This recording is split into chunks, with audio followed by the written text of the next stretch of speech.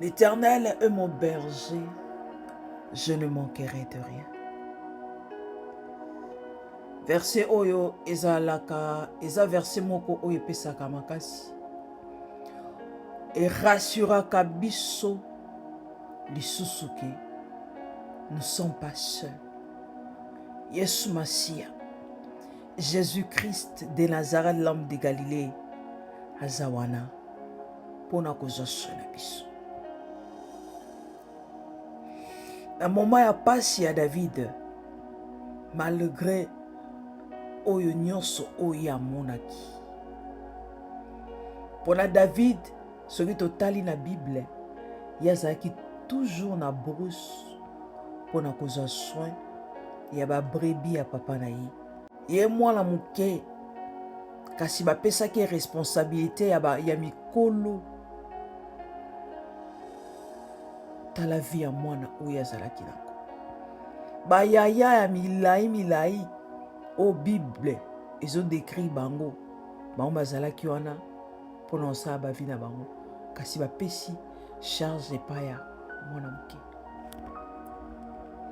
Tala pasi oyo abandaki nango depuis bomwana, ezalaki facile te mpona ye.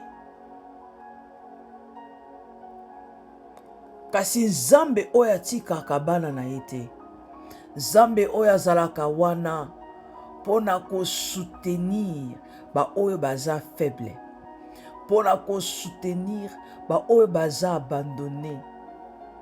Il est Dieu. Aza Nzambe oyo akotikaka jamais bana bitike, baveuve, baorphelin, bamama oyo bazobunda mpona famille na bango etelema, bapapa oyo bazobunda mpona bafoye na bango ezala debout. Nzambe atikaka bato wana te. Yango wana mokona ye koyebi soki l'Éternel, Jésus-Christ de Nazareth, l'homme de Galilée, aza bon berger mpona vie na ngai na yo.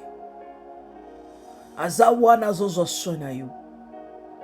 Oui, miso ya bomoto ezomona ye te. Miso ya bomoto ezolakisa biso souffrance oyo eza tout autour na biso.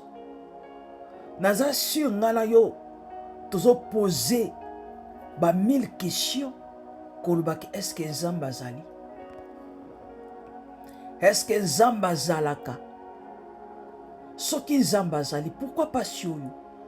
Pourquoi ba difficulté? Pourquoi ba rejet? Pourquoi kaka nga? Bisika nyonso kendaka bapointaka yo badoa. Na libala oza heureuse te, oza heureux te.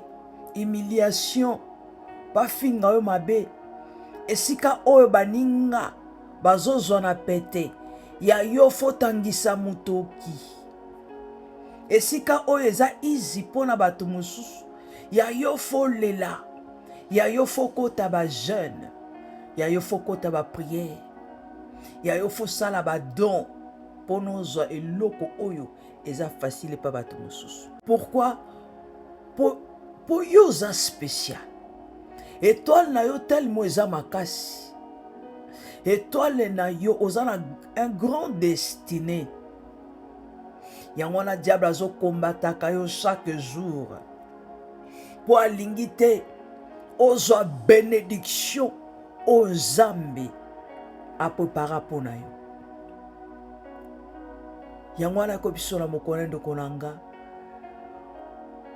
kotia Nzambe akote te, koloba te ke no Nzambe atiki yo te, oza star.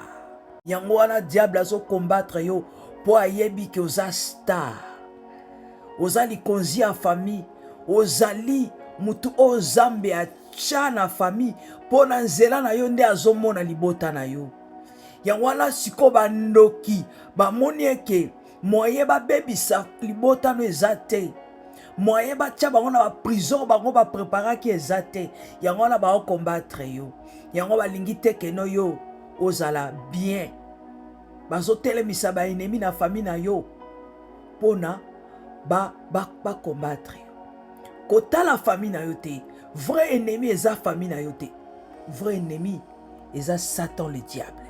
azalaki précipité oyo babwakaki ye mpo nalingaka botola trône ya nzambe.